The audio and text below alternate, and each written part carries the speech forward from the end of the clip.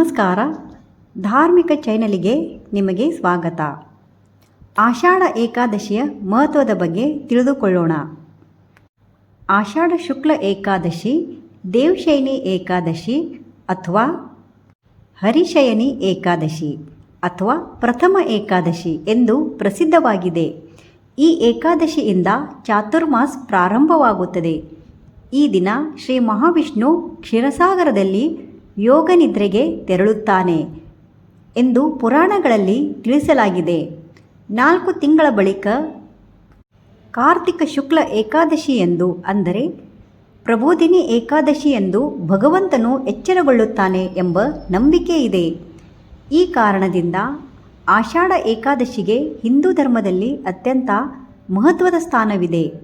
ಈ ದಿನ ಭಕ್ತಿಯಿಂದ ಉಪವಾಸ ಮಾಡಿ ವಿಷ್ಣು ಸಹಸ್ರನಾಮ, ಭಗವದ್ಗೀತೆ, ಭಾಗವತ್ ಪಾರಾಯಣ ಇವೆಲ್ಲವೂ ಮಾಡಬೇಕು. ಇದರಿಂದ ಅಪಾರ ಪುಣ್ಯ ದೊರೆಯುತ್ತದೆ ಎಂದು ಶಾಸ್ತ್ರಗಳು ಹೇಳುತ್ತವೆ. ಆಷಾಢ ಏಕಾದಶಿಯ ಮಹತ್ವ. ಈ ದಿನದಿಂದ ದೇವತೆಗಳ ವಿಶೇಷ ಪೂಜಾ ಕಾಲವಾದ ಚಾತುರ್ಮಾಸ್ ಆರಂಭವಾಗುತ್ತದೆ. ಅನೇಕ ಯತಿಗಳು ಮತ್ತು ಭಕ್ತರು ಈ 4 ತಿಂಗಳು ವಿಶೇಷ ವ್ರತ, ಜಪ, ತಪಸ್ಸು ಹಾಗೂ ಧರ್ಮ ಕಾರ್ಯಗಳಲ್ಲಿ ತೊಡಗುತ್ತಾರೆ. ಈ ಏಕಾದಶಿಯಂದು ಉಪವಾಸ ಮಾಡುವುದರಿಂದ ಮನಸ್ಸು ಶುದ್ಧವಾಗುತ್ತದೆ, ಪಾಪಗಳು ಕ್ಷಯವಾಗುತ್ತವೆ. ವಿಷ್ಣುವಿನ ಅನುಗ್ರಹದಿಂದ ಜೀವನದಲ್ಲಿ ಸುಖ, ಶಾಂತಿ ಹಾಗೂ ಐಶ್ವರ್ಯ ದೊರೆಯುತ್ತದೆ ಎಂಬ ನಂಬಿಕೆ ಇದೆ. ಆಷಾಢ ಏಕಾದಶಿ ವ್ರತದ ವಿಧಾನ. ಬೆಳಿಗ್ಗೆ ಬೇಗನೆ ಎದ್ದು ಸ್ನಾನ ಮಾಡಿ ಶುದ್ಧವಾದ ವಸ್ತ್ರ ಧರಿಸಬೇಕು.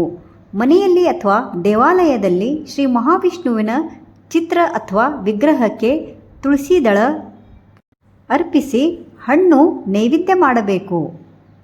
ಈ ಆಷಾಢ ಏಕಾದಶಿ ದೊಡ್ಡ ಏಕಾದಶಿ ಎಂದು ಹೇಳಲಾಗಿದೆ. ಆದ್ದರಿಂದ ಉಪವಾಸ ಮಾಡಿದರೆ ತುಂಬವೇ ಒಳ್ಳೆಯದು. ಆಗದೇ ಇದ್ದಾಗ ಸಾತ್ವಿಕ ಫಲಹಾರ ಮಾಡಬೇಕು. ರಾತ್ರಿ ಜಾಗರಣೆ ಮಾಡಿ ವಿಷ್ಣುವಿನ ಭಜನೆ, ನಾಮ ಸಂಕೀರ್ತನೆ ಮಾಡಬೇಕು. ಈ ಆಷಾಢ ಏಕಾದಶಿಯ ಒಂದು ಪೌರಾಣಿಕ ಕಥೆ ಇದೆ. ಒಮ್ಮೆ ಸೂರ್ಯವಂಶದ ರಾಜ ಧರ್ಮನಿಷ್ಠನಾಗಿ ತನ್ನ ರಾಜ್ಯವನ್ನು ಉತ್ತಮವಾಗಿ ಆಳುತ್ತಿದ್ದನು. ಅವನ ರಾಜ್ಯದಲ್ಲಿ ಜನರೆಲ್ಲರೂ ಸುಖವಾಗಿ ಬದುಕುತ್ತಿದ್ದರು. ಆದರೆ ಒಂದು ವರ್ಷ ಭೀಕರ ಬರಗಾಲ ಉಂಟಾಯಿತು. 3 ವರ್ಷಗಳ ಕಾಲ ಮಳೆ ಬೀಳಲಿಲ್ಲ. ಬೆಳೆಗಳು ಒಣಗಿದ್ದವು, ನದಿಗಳು ಬತ್ತಿದ್ದವು. ಜನರು ಸಂಕಷ್ಟಕ್ಕೆ ಸಿಲುಕಿದ್ದರು. ರಾಜನು ತನ್ನಿಂದ ಯಾವ ಅಧರ್ಮವೂ ಆಗಿಲ್ಲವೆಂದು ಯೋಚಿಸಿದ್ದನು. ಆದರೆ ರಾಜ್ಯದಲ್ಲಿ ಬರಗಾಲ ಏಕೆ ಬಂದಿತ್ತು ಎಂದು ದುಃಖಪಟ್ಟನು. ಆಗ ಆತ ಮಹರ್ಷಿ ಅಂಗೀರಸರ ಆಶ್ರಮಕ್ಕೆ ಹೋಗುತ್ತಾನೆ. ಇದಕ್ಕೆ ಕಾರಣ ಕೇಳುತ್ತಾನೆ. ಅಂಗೀರಸ ಮಹರ್ಷಿಯವರು ಹೇಳಿದರು, ರಾಜನೇ, ಈ ಯುಗದಲ್ಲಿ ಧರ್ಮವನ್ನು ಕಾಪಾಡುವುದು ಅತ್ಯಂತ ಮುಖ್ಯ. ಈ ಸಂಕಷ್ಟದಿಂದ ಮುಕ್ತಿ ಪಡೆಯಲು ನೀನು ಹಾಗೂ ನಿನ್ನ ಪ್ರಜೆಗಳು ಭಕ್ತಿಯಿಂದ ಆಷಾಢ ಶುಕ್ಲ ಏಕಾದಶಿಯ ವ್ರತ ಆಚರಿಸಿ ಶ್ರೀ ಮಹಾವಿಷ್ಣುವನ್ನು ಪ್ರಾರ್ಥಿಸಿರಿ. ರಾಜನು ರಾಜ್ಯಕ್ಕೆ ಹಿಂತಿರುಗಿ ಎಲ್ಲ ಪ್ರಜೆಗಳೊಂದಿಗೆ ಭಕ್ತಿಯಿಂದ ಆಷಾಢ ಏಕಾದಶಿಯ ಉಪವಾಸ ಆಚರಿಸಲು ಹೇಳಿದ್ದನು. ಎಲ್ಲ ಪ್ರಜೆಗಳು ಭಕ್ತಿಯಿಂದ ಏಕಾದಶಿಯನ್ನು ಆಚರಿಸುತ್ತಾರೆ. ಭಕ್ತರ ಪ್ರಾರ್ಥನೆಗೆ ಮೆಚ್ಚಿದ ಶ್ರೀ ಮಹಾವಿಷ್ಣು ಆಕಾಶದಲ್ಲಿ ಮೋಡಗಳು ಕವಿದು ಧಾರಾಕಾರ ಮಳೆ ಸುರಿಯಿತು. ಭೂಮಿ ಮತ್ತೆ ಹಸಿರಾಯಿತು. ಬೆಳೆಗಳು ಸಮೃದ್ಧವಾಗಿ ಬೆಳೆದವು. ಜನರು ಸಂತೋಷದಿಂದ ಬದುಕಲು ಆರಂಭಿಸಿದರು. ನಿಷ್ಠೆಯಿಂದ ಮಾಡಿದ ಉಪವಾಸ, ಭಕ್ತಿ ಮತ್ತು ಧರ್ಮಾಚರಣೆ ಜೀವನದ ಕಷ್ಟಗಳನ್ನು ದೂರ ಮಾಡುವುದು. ಈ ಆಷಾಢ ಏಕಾದಶಿಯ ಸಂದರ್ಭದಲ್ಲಿ ಮಹಾರಾಷ್ಟ್ರದ ಪಂಢರ್ಪುರದಲ್ಲಿ ಶ್ರೀ ವಿಠ್ಠಲನ ದರ್ಶನಕ್ಕಾಗಿ ಲಕ್ಷಾಂತರ ಭಕ್ತರು ಪಾದಯಾತ್ರೆ ಮಾಡುತ್ತಾರೆ.